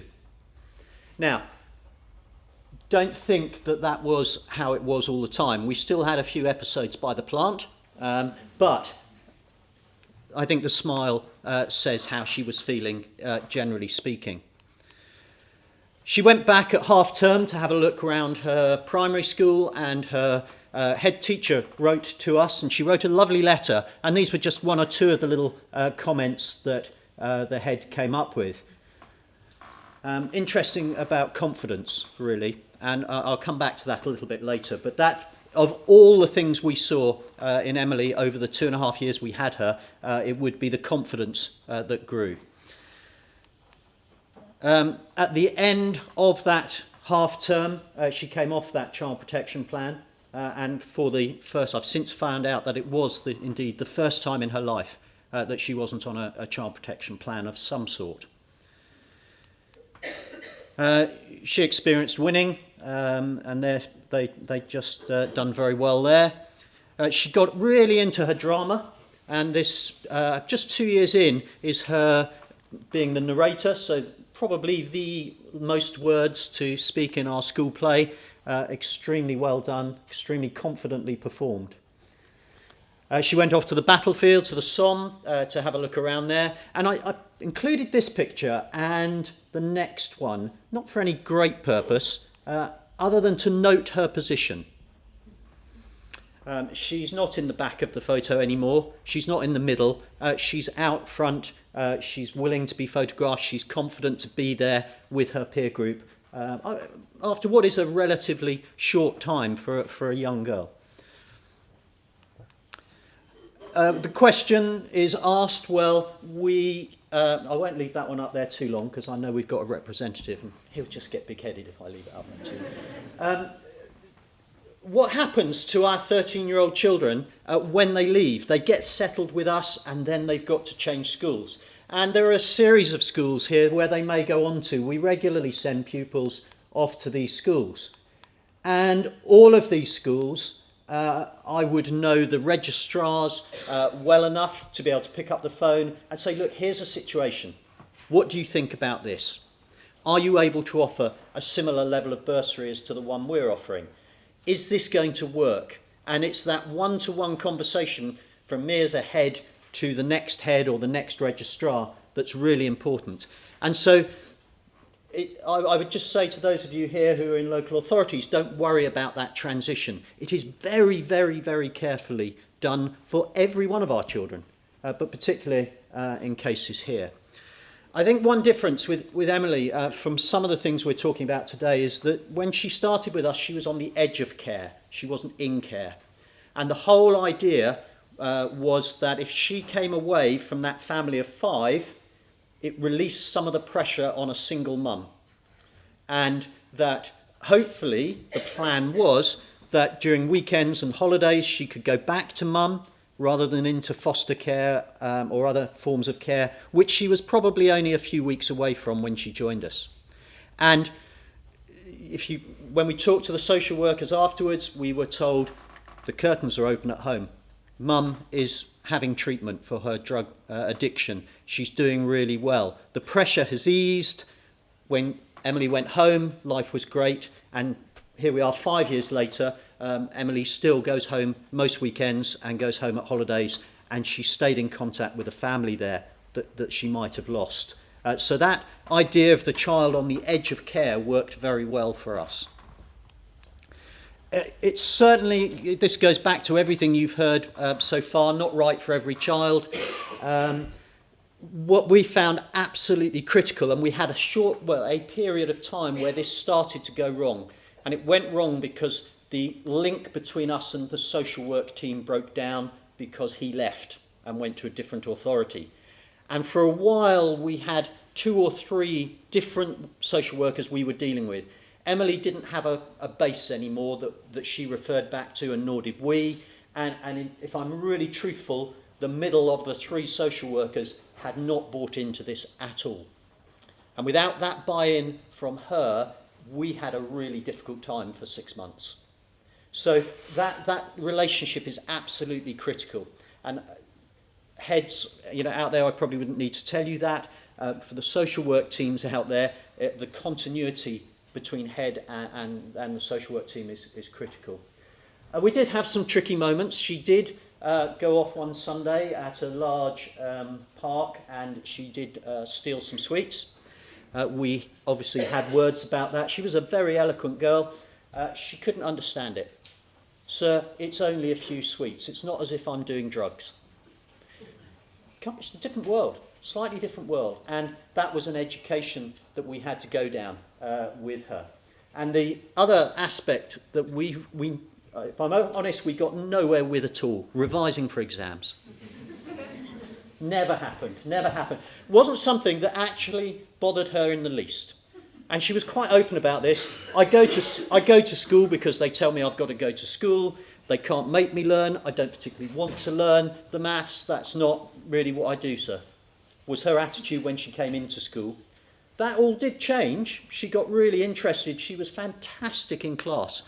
Try and get the idea of passing an exam. We hadn't got there by 13. There was lots of time for that to come as she matured and got older. She went on to a lovely school in Wiltshire. She's continued to be very successful at that school in Wiltshire, and it's all going well. And despite these difficulties that we had on the way, that's her picking up her prize on her last day. Can't remember, that was for all-round contribution to school life. So, she did well. So I would say to those of you who are out there thinking, whether you're a head or whether you're from an authority, and you're thinking, could this be something that works? Well, I've only got experience of one, but it was fantastic experience. We learnt a lot. I think the authority team we were with learnt a lot. And the whole financial issue just wasn't a problem because it was more or less where we started with the authority. What can we offer? What can the authority offer? How can we make that work financially? There's a contract that's signed and sealed for 3 years. So actually, that financial bit of it was a very, very small part of the whole process. Do ask questions afterwards. I know that we're going to have a session afterwards, or catch me downstairs, or come and visit if you want to see how it goes. We'll be very happy to show you around and give you a deeper insight into how we work. Thank you.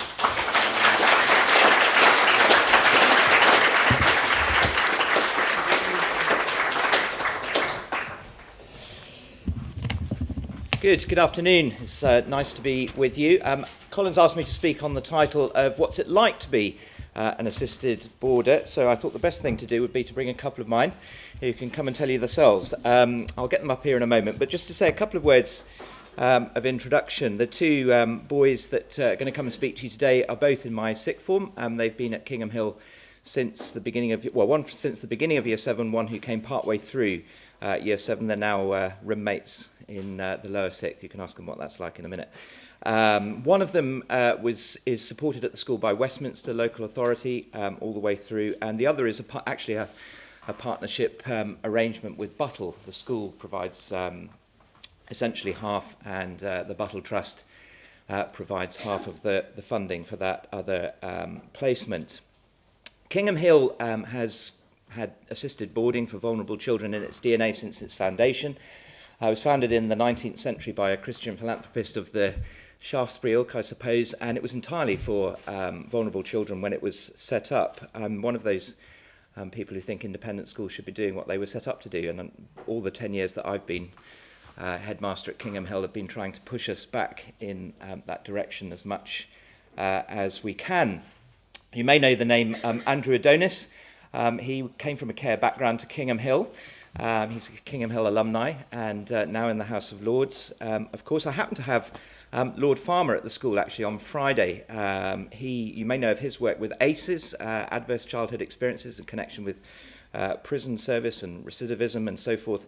Now, Andrew Adonis, Lord Farmer, sit on opposite benches of the House of Lords. They don't agree with each other about very much, especially not Brexit.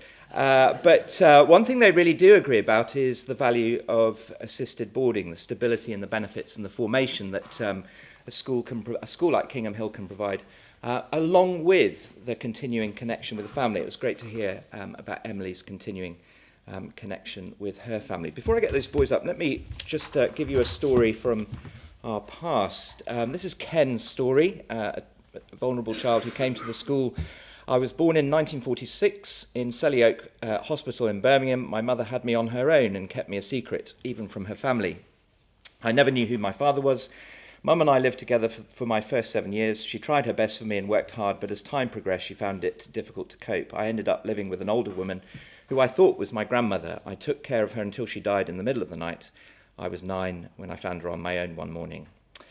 Being a founder's pupil at Kingham totally changed my life. At 11, I joined Plymouth House. My house parent, Reverend Wilkinson, signed me up for the cross-country, athletics and rugby. I won the cross-country and discovered an absolute love for rugby. Every day was an adventure. I never looked back. I enjoyed the sport, house social activities and the open, fresh air. I even enjoyed learning. I moved up to Norwich House with Mr. and Mrs. Turner, who became like a father and mother to me. They believed in me and encouraged me to achieve. Kingham gave me a family, a home, my faith. It also gave me the interpersonal skills, confidence and independence required to move on with my life. And he writes now, I served for 31 years in HM prison service and was awarded an MBE in 2004. And that story is not unusual. We have so many alumni who came from vulnerable backgrounds. And so we know that it works from our history as a school. Having told that story, a couple of more recent children are going to come up and have a couple of words with you now. So boys, come on up.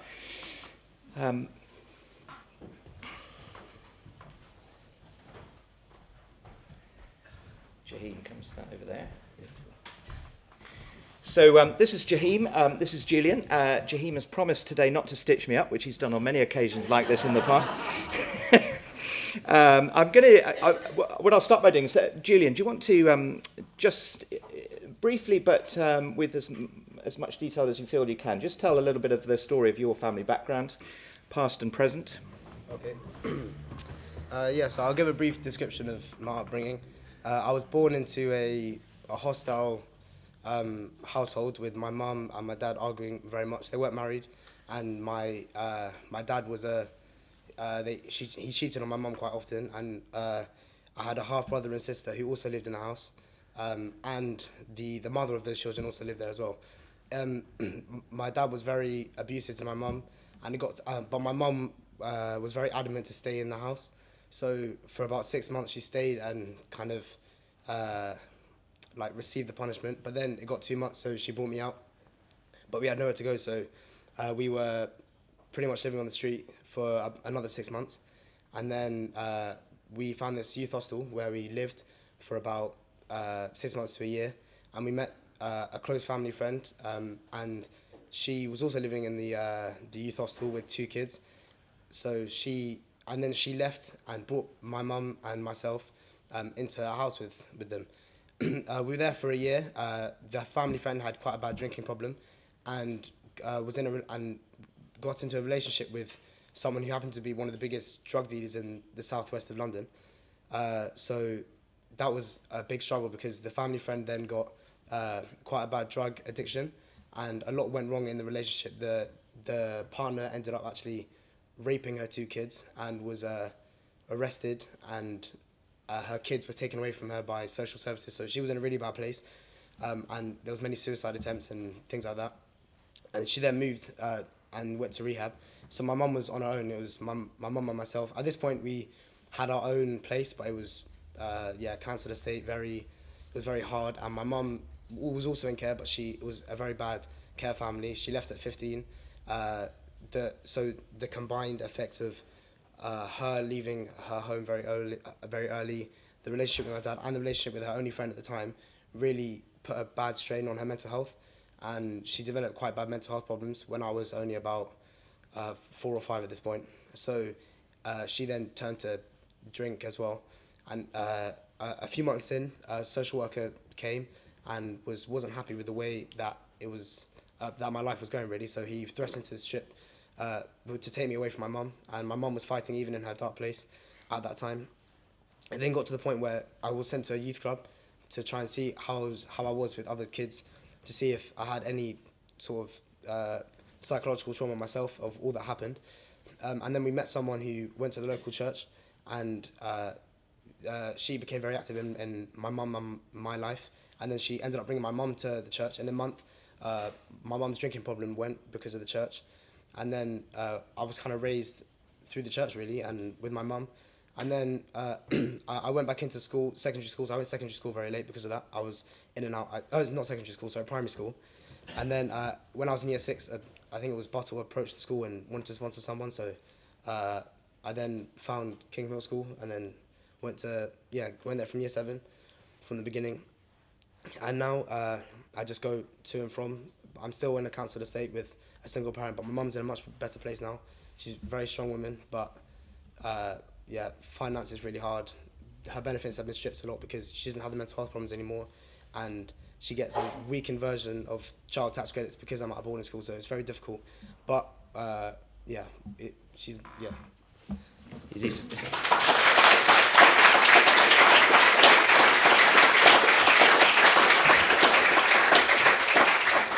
They're both these kids are amazing, and Jaheem has a similar story to tell, but they've both done incredibly well at the school. Jaheem, just so moving from, coming from a chaotic background, coming to Kingham Hill, just tell us what does a typical day look like at Kingham Hill? Yeah, sure. So it's Be careful what you say. Kingham's actually much different to my life at home, as in with him waking up early, something I never do, still at school. It's really good ethos. Me and myself and Julian are Christians, so we love having that ethos there at school. I love my sport. That's something we do a lot at Kingham. I absolutely love it. It gives me a chance to be independent. I like to go play by myself or play with friends. I love that. Education-wise, I'm not really that educational, I would say. I'm not clever, or I don't try and learn what I didn't. And last year in year 11, I found it really hard. I struggled with GCSEs. I generally thought I was going to fail. My mocks weren't doing good. I came out with, surprisingly, an 8 in English. I asked myself if these my results, because I was so confused. So did I. Yeah. Yeah, but I was like, wow, this school, especially my tutor, my house parent, Miss Seawood, so many people just dragged me through year 11, and I was so happy because I was like, wow. And coming into year 12, I was like, okay, I need to knuckle down and just work, and that's what I've been trying to do. And I actually love this school, and so much is done for me that I think if I was still in my secondary, which I was halfway through year 7, wouldn't be here. I'll probably be like loads of my friends who went to prison. I just wouldn't be doing the stuff I'm doing now. So I'm really thankful for Sir and the school and everything that's been given to me. Thank you.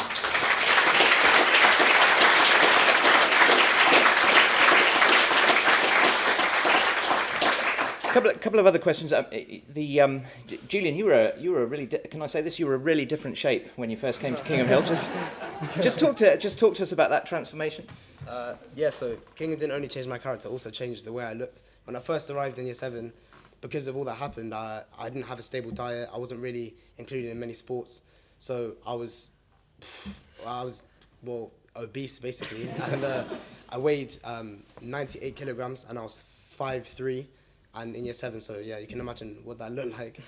But with such a heavy emphasis on sport, and it transformed the way I thought about sport, and I developed a love for sport, and now I've lost a lot of weight, I've grown, so yeah, that's how King changed me in that way. And I think I only found out yesterday, was it Mr. Barkley made a deal with you about diet and exercise, is that right?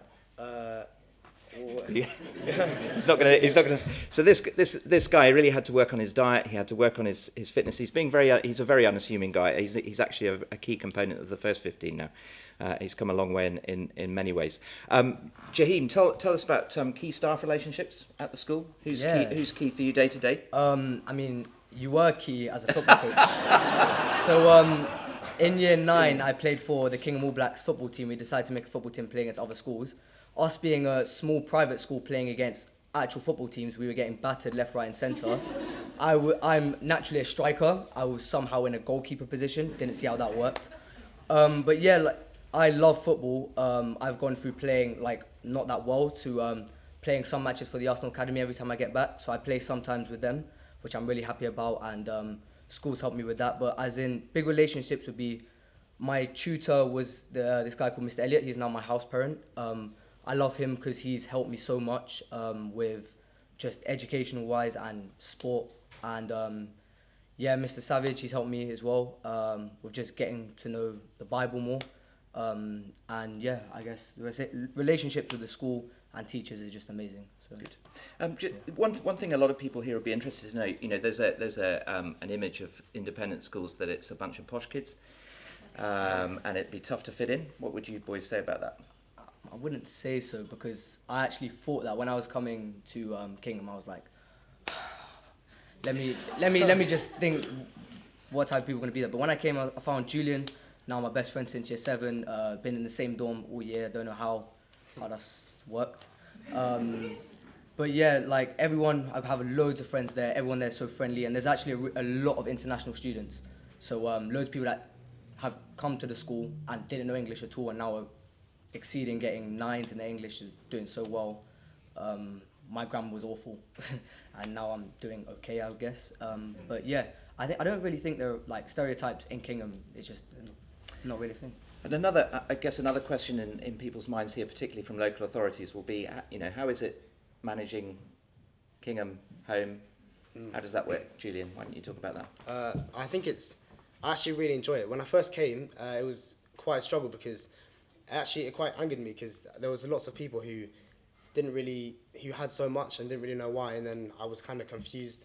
But then I feel like that kind of, I guess call it like dichotomy of like the struggle back home and the stability and security that I had at Kingham really helped me to push forward in my school life, and also helped me as a character to develop. So I feel like now, I have the best of both worlds. I have I'm in London, the advantages of the city plus the advantages of living in the countryside. So yeah, that's how I feel. And future-wise, just say A-levels and what your future ambitions are. Well, at the moment, I'm taking economics, Spanish and English for A-levels, and I hope to go on in the future and study law and Spanish, and then go on to be a lawyer. And so I take performing arts, sport, and business. I would like to do one or two things. I would like to do business within sport, so that's the business side of football, or I would like to go on and do directing and media somewhere in America. Yeah. Okay, and would you recommend assisted boarding to these local authorities? There's one right answer, okay? The answer's yes. Thank you, Dan.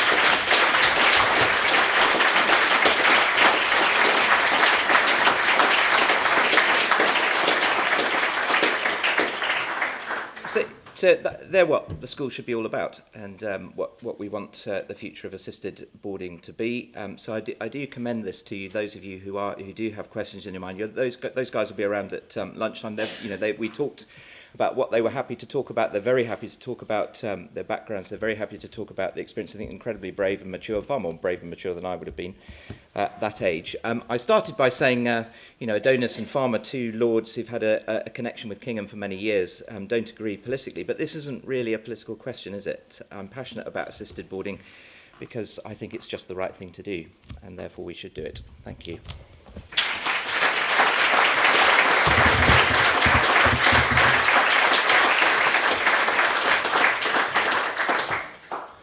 Okay.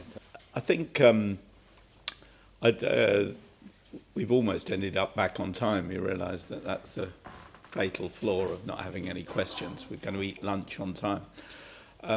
The next steps are the important things. I mean, because I think we all do sense, those of us who have been together before and those who've just sort of joined us, if you like. I think we all sense that these are special times when we could get more done.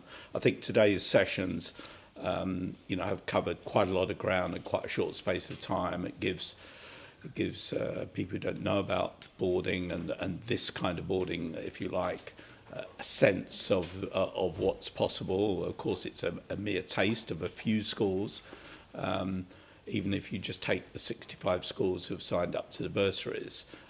But of course, that isn't the limit either. But even if you take those 65 schools, they are 65, as Simon says, 65 quite different places, all of them. And that's why part of the learning going into this for local authorities who have not yet really become immersed in the idea of boarding as an option for some children. Part of the learning is to read up and go and see schools and talk to people and so on. So certainly one of the things that we'll do over the next few months as boarding school partnerships, firstly, by turning up today, you're qualified to be inundated in all kinds of ways by encouragement to meet. We will start prodding individual authorities to visit some schools, and particularly we'll prod the schools who have made this declaration now to really be committed to subsidised places in this way, and we'll be encouraging those schools to really do something to help make that happen. But it's a two-sided thing, and certainly we want to get to next May, which happens to be 6 months from now, and we want to see what together we've been able to achieve. It would be pretty unlikely if, as a result of these discussions today, there was a placement or two had taken place during this period, other than things that have been planned before. But we'd expect to see some progress of schools really getting to know local authorities within, say, I don't know, 100-mile radius or something like that, and local authorities really trying to think for themselves where this can fit for them. I think there's all kinds of other work that we've got to do as well. I think we will, because we understand that local authorities on their own are very complex organisations with lots of different stakeholders and decision makers, and part of producing material like we have, and the stuff will be on the website in all kinds of ways, and the video of this conference will be on the website in 2 days, apart from things like sessions like this, we are trying to help you influence your peers and educate and bring your peers and bosses and subordinates along with you. We know there's a lot to do, and part of that, we're talking about the structure of boarding school and the benefit of boarding school. In that sense, boarding school partnerships itself will develop more of a structure for this work, and we will start to produce in consultation with everybody, sort of best practice guidelines, some of which we've heard quite a lot of today. We'll try and give some life to some of these excellent practices beyond the schools which are currently practicing them, so that it does become the time when authorities everywhere, and hopefully boarding schools everywhere, will think this is the most logical discussion and consideration to have. And I think standing here today, I kind of feel a bit more genuinely than I have before that we're kind of on the way somewhere. We are moving along a road, and you do feel that this is the time for us to make it count. The need is there, the opportunity is there, and all of us have got to do quite a lot of things to make that happen, but you'll hear a lot more from us on that.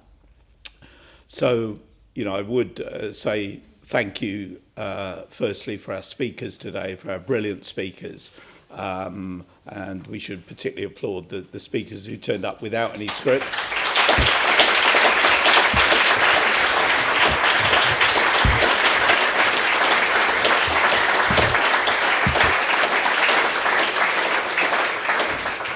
Nick Seawood may have felt pretty proud about you, but I think the room was full of people who felt marvellous about what you've done. It's great, really good.